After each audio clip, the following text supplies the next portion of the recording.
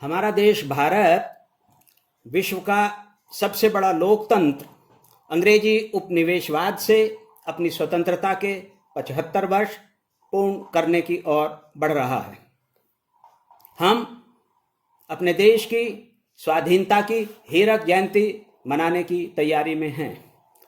अंग्रेजों से भारत ने जो स्वतंत्रता प्राप्त की है उसमें देश की महिलाओं के योगदान को, जो जनसंख्या का लगभग आधा हैं, किसी परिचय की आवश्यकता नहीं है।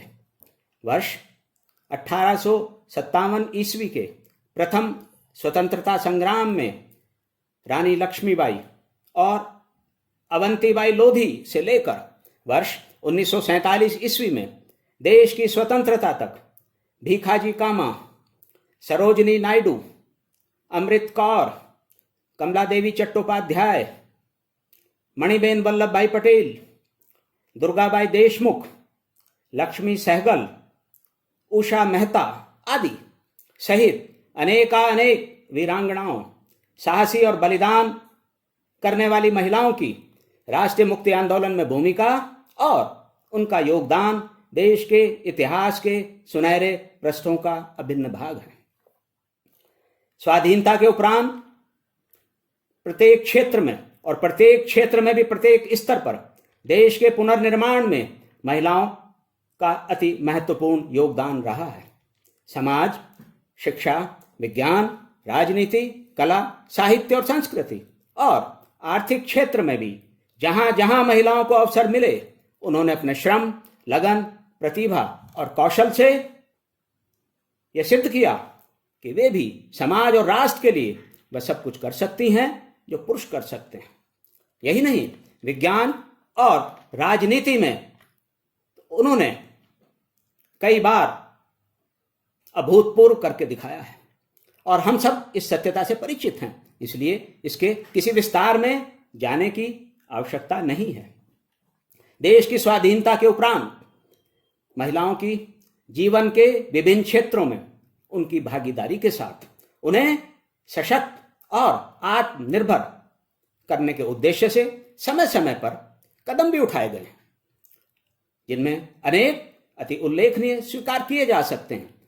संविधान में पुरुषों के समान ही मताधिकार और अन्य अधिकारों का उनके लिए प्रावधान, विशेष विवाह अधिनियम वर्ष 1954 ईस्वी तथा हिंदू विवाह अधिनियम वर्ष 1955 ईस्वी क्रमशः महिलाओं के लिए उठाए गए कदमों के ही संदर्भ में हमको देखने चाहिए।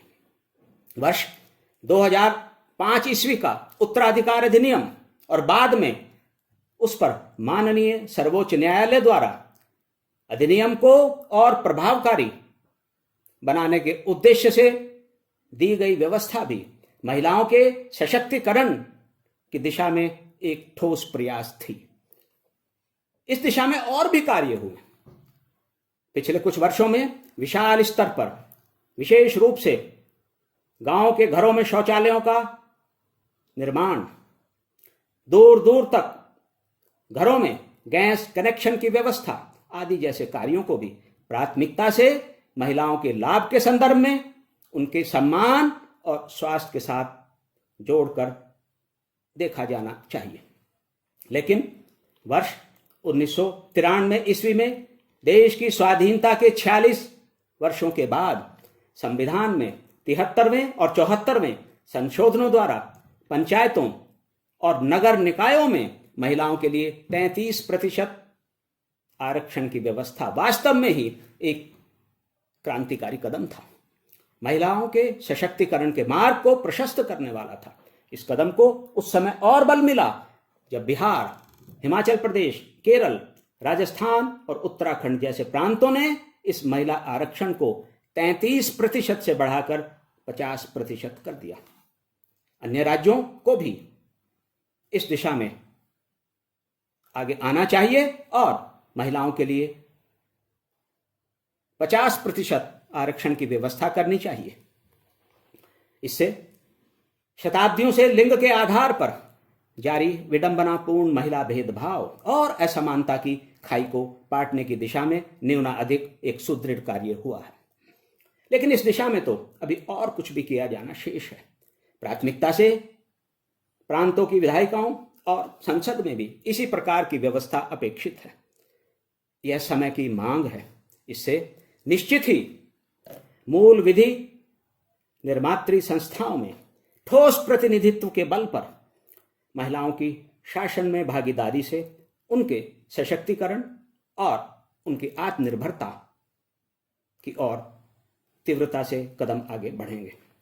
यहां मैं एक और वास्तविकता को भी रखना चाहूंगा।